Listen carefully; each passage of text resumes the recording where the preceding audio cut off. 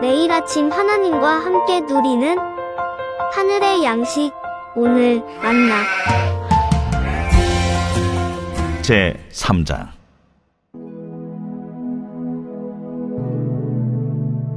여호와께서 시내산에서 모세와 말씀하실 때에 아론과 모세가 낳은 자는 이러하니라.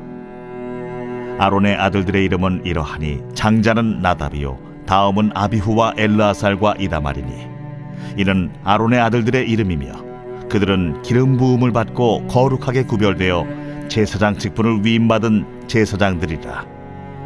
나답과 아비후는 시내 광야에서 여호와 앞에 다른 불을 들이다가 여호와 앞에서 죽어 자식이 없었으며 엘르아살과 이다말이 그의 아버지 아론 앞에서 제사장의 직분을 행하였더라.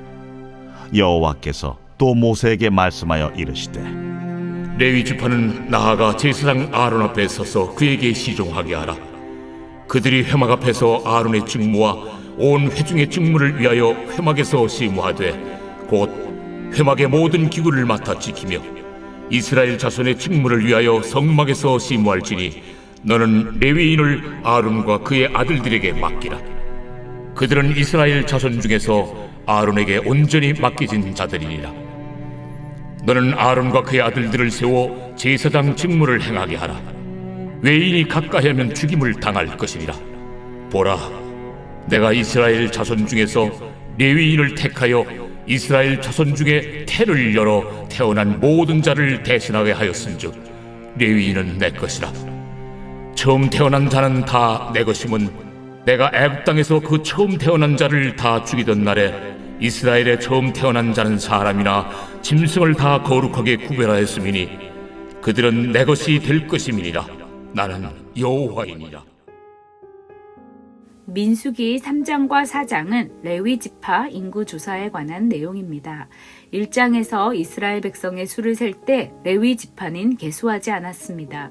이유는 하나님의 성막을 맡아서 봉사하는 일에만 전념했기 때문이지요.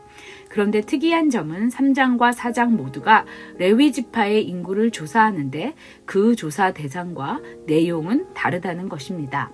3장은 레위기 인구 조사에서 1개월 이상 된 남자의 수만을 셉니다. 4장의 인구 조사는 30세 이상으로부터 50세까지의 레위인 숫자만을 셉니다. 레위 인구 조사를 하는데 3장과 4장의 대상과 내용이 다른 이유는 3장의 레위인 인구 조사는 레위인들이 다른 지파의 모든 장자들을 대신해서 하는 역할이기 때문입니다. 그러나 4장의 레위인 인구 조사는 성막을 운반한 사람들을 파악하기 위하여, 즉 레위인의 직무 수행을 위해서 하는 것이기 때문에 그 대상과 내용이 다른 것이지요. 먼저 오늘 본문인 3장 1절로 13절은 이스라엘의 모든 장자를 대신해 하나님이 레위인을 거룩하게 구별하여 자신의 수유로 삼으셔서 그들로 하나님의 성막을 섬기는 일을 하게 하시는 내용입니다. 3장은 먼저 아론과 모세의 계보를 밝히는 것으로 시작합니다.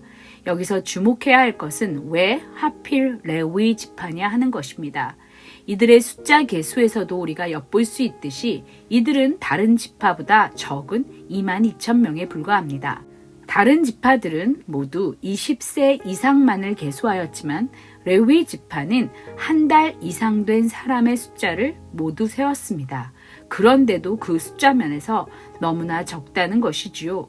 그러니 그들이 우월해서도 거룩해서도 선해서도 아닌 그저 하나님의 일방적인 선택이었다는 말입니다. 게다가 그들의 타고난 성품을 보십시오. 창세기 49장 5절에서 7절은 그들의 혈기와 혹독과 맹렬에 저주를 받을 것이라고 기록하고 있습니다. 그러니까 숫자적으로도 천성도 성격도 행동도 그 어떤 것도 자격이 되지 않지만 하나님은 그럼에도 불구하고 레위인들을 택하셨다는 것입니다.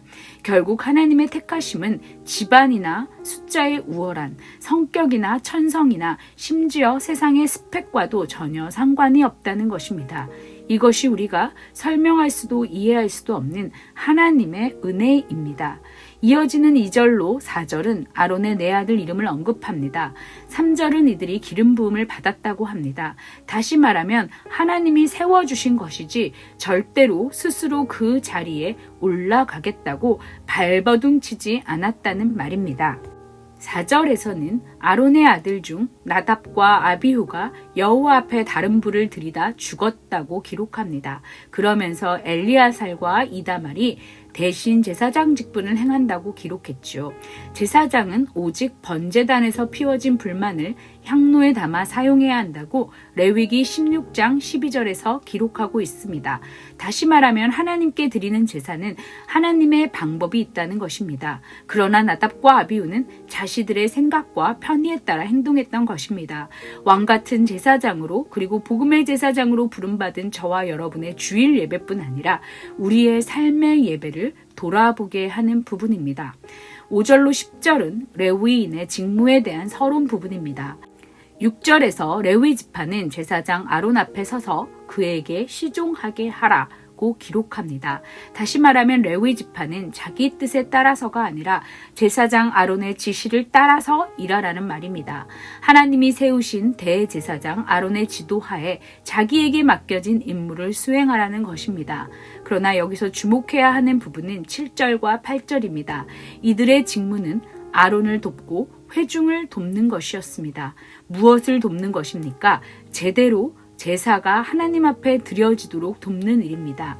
그러니까 아론과 회중을 돕는 일로 부름을 받았지만 결국 이것은 하나님을 위한 일이라는 것입니다.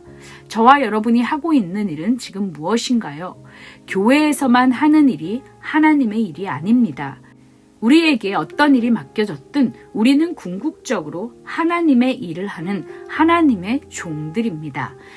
만약 우리가 주일에는 몸과 마음을 다해 봉사하지만 직장에서는 반 마음만을 가지고 일하거나 상사의 눈앞에서는 열심히 일하고 그렇지 않을 때는 일하지 않는다던가 하찮은 일인 것 같아 마음을 다해 일하고 있지 않다면 우리는 정말 중요한 것을 놓치고 있는 것입니다. 저와 여러분은 베드로전서 2장 9절의 말씀대로 왕같은 제사장들입니다. 교회에서뿐만 아니라 세상에서도 왕같은 제사장이라는 우리의 정체성을 결코 잊어선 안 될 것입니다. 이어지는 11절로 13절은 레위인에 관한 설명입니다. 9절 기록대로 이스라엘 자손 중에서 아론과 그의 아들들에게 온전히 주어진 레위인들은 장자를 대신해 바쳐진 자들입니다. 우리가 잘 알다시피 출애굽 당시 하나님은 애굽에 열 재앙을 내리심으로 그들을 구원해 내셨습니다. 마지막 재앙인 모든 초태생의 죽음에서 하나님은 이스라엘 자손의 장자와 가축의 초태생은 보호해 주셨습니다. 6월절 어린 양의 피로 말입니다. 마땅히 죽어야 할 초태생들이 하나님의 은혜로 죽지 않았으니 이제 하나님의 것이 된 것입니다. 그래서 하나님은 출애굽기 13장 2절의 기록대로 사람과 짐승을 막론하고 모든 초태생들을 구별하여 하나님께 바칠 것을 명하셨고 이후 하나님은 금송아지 사건을 계기로 모든 이스라엘의 초태생 대신 레위인을 택하신 것이지요. 이렇게 레위인들이 이스라엘 자손의 모든 장자들을 대신하게 되었다는 말입니다. 결국 누군가의 바쳐짐을 통해 다른 사람들이 원래의 의무를 벗게 된 것입니다. 이것이 신약시대를 사는 저와 여러분에게 어떤 의미일까요? 하나님은 모든 피조물의 장자이신 예수 그리스도를 통해 우리를 구원해 주셨습니다. 우리의 구원은 예수 그리스도가 죽으심으로 이루어진 것입니다. 고린도후서 5장 14절로 16절은 이렇게 말합니다.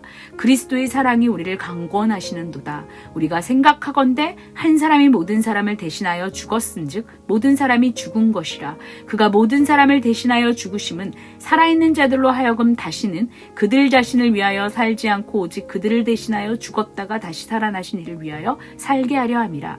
그러므로 우리가 이제부터는 어떤 사람도 육신을 따라 알지 아니하노라. 비록 우리가 그리스도도 육신을 따라 알았으나 이제부터는 그같이 알지 아니하노라. 우리가 이것을 잊지 않는다면 우리의 삶은 달라질 수 있습니다. 2023년 올 한 해도 죽을 수밖에 없는 우리를, 아무 자격도 없는 우리를, 연약하고 쉬이 넘어지는 우리를, 뭐 하나 내세울 것 없는 우리를 택하셔서 구원하시고 왕같은 제사장이라 칭하시는 우리 하나님을 기억하며 살아가는 저와 여러분 되기를 원합니다. 그럴 때 우리는 세상의 눈에는 초라한 인생이라 여겨질지라도, 우리를 향한 사람들의 시선이 어떠할지라도 그와 상관없이 어깨에 당당히 펴고 하나님의 자녀로서, 하나님의 제사장으로서 이 세상을 살아낼 수 있을 것입니다. 우리가 전혀 자격 없을 때에도 하나밖에 없는 자신의 독생자를 저와 여러분을 위해 아끼지 않고 내어주셨다면, 지금 우리는 우리가 겪고 있는 아픔과 고통과 시련을 하나님의 그 사랑으로, 그 한량없는 은혜와 긍휼로, 그 풍성하신 자비로 넉넉히 이겨낼 수 있을 것입니다.